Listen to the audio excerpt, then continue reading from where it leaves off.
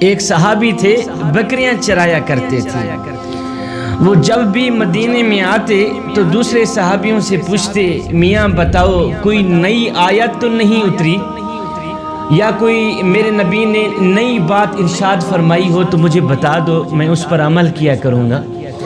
وہ جیسے ہی مدینے میں آتے تو یہ بات ضرور ہی پوچھتے کہ کوئی نئی آیت تو نہیں اتری اللہ کی طرف سے، یا میرے نبی نے کوئی نئی بات ارشاد فرمائی ہو تو مجھے بتاؤ۔ ایک دن وہ چرواہا صحابی بکریاں چرا کے واپس جب مدینے میں پہنچا تو اس نے اپنے معمول کے مطابق پوچھا، میاں بتاؤ تو صحیح، اللہ کی طرف سے کوئی نئی آیت تو نہیں اتری، یا میرے نبی نے کوئی نئی بات ارشاد فرمائی ہو؟ تو صحابیوں نے اسے کہا، جی آج ایک نئی آیت اتری ہے جس میں میرے اللہ نے قسم کھائی ہے، قسم کھا کر فرمایا ہے، اور میرے بندو میں ہی تمہیں رزق دینے والا ہوں۔ قسم کھا کر میرے اللہ نے ارشاد فرمایا ہے، اور میرے بندو میں ہی تمہیں رزق دینے والا ہوں، میرے سوا کوئی اور رزق دینے والا نہیں ہے تمہیں۔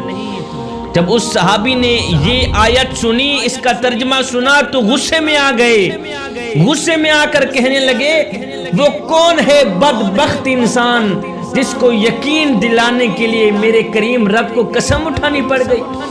وہ کون ہے بدبخت انسان، مجھے اس کا گھر بتاؤ، میں اس کے گھر میں جانا چاہتا ہوں، میں اس کو بتاتا ہوں۔ اور نادان بغیر کسی ثبوت کے یہ بات ماننی چاہیے، ہمیں رزق دینے والا صرف وہی ہے، مالک کی ذات ہے ہمیں رزق دینے والا۔